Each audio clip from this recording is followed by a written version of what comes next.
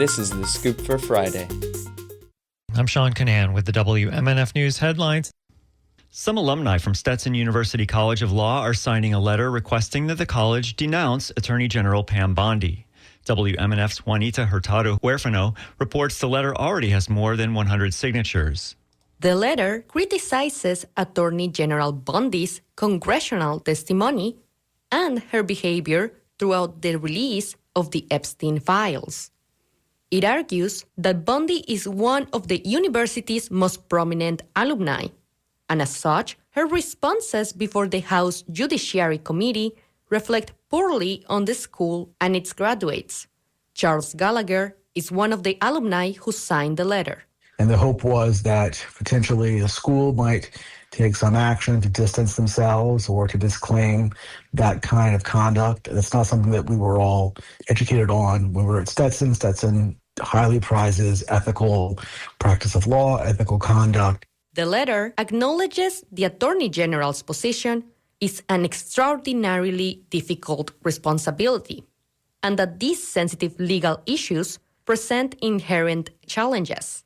But it denounces Bondi's behavior as resistant to accountability and inconsistent with university values and the principles of her profession. In a statement, Stetson Law said, following the principle of institutional neutrality on political matters, Stetson University has no comment.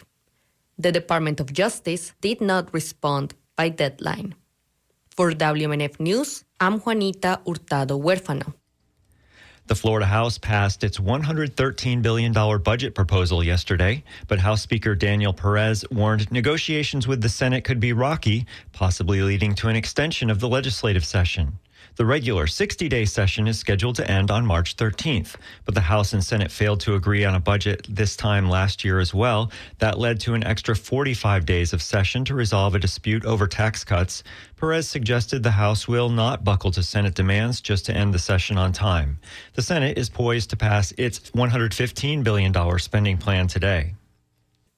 A bill creating an independent stewardship district in South Hillsborough County is set to go to the Florida House floor. WMNF's Chris Young reports there are concerns about developing that rural area. According to news site Florida Politics, a land reserve stewardship is a special district designed to plan, finance, and manage infrastructure and public services. The proposed land reserve stewardship district would cover areas between the Little Manatee River to the north, I-75 to the east, the Manatee-Hillsborough County line to the south, and US 41 to the west. The planning area was expanded to include acreage to the east of I-75 and west of US 41. The bill is sponsored by Republican State Representative Michael Owen. The bill is a local bill and it was unanimous through the delegation. This is an effective way for private money to pay for public roads. The stewardship district does not supersede local government and is subject to the comp plan.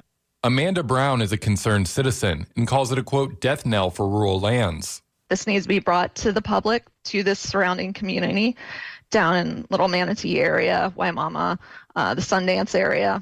She says the area for development has been rural for years, and development may cause flooding in surrounding areas, and it deserves more consideration from local elected officials and residents. Chris Young, WMNF News.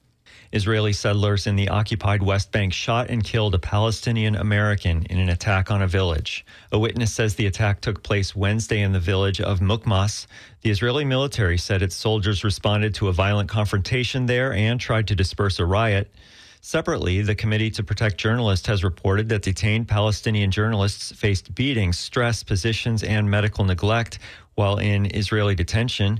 The UN says Gaza's destruction is so vast that clearing rubble alone will take 7 years. NASA has taken another crack at fueling its giant moon rocket. It came after leaks halted the initial dress rehearsal. Launch teams pumped more than 700,000 gallons of fuel into the rocket yesterday at Kennedy Space Center. They counted all the way down to the half-minute mark as planned, with minimal hydrogen leakage well within safety limits. Engineers are analyzing the data, and the outcome will determine whether March is possible for the Artemis II lunar fly-around with 4 astronauts. 2 weeks ago, dangerous amounts of liquid hydrogen escaped during the operation. NASA replaced 2 seals and a clogged filter. It'll be sunny, breezy, and hot today with highs in the mid-80s. Tonight, mostly clear with dense fog and overnight lows in the mid-60s. It'll be sunny, breezy, and hot tomorrow after the morning fog. Highs will be in the mid-80s, but expect a cool down starting on Sunday. I'm Sean Canan with the WMNF News headlines. This is The Scoop, recorded at WMNF Tampa.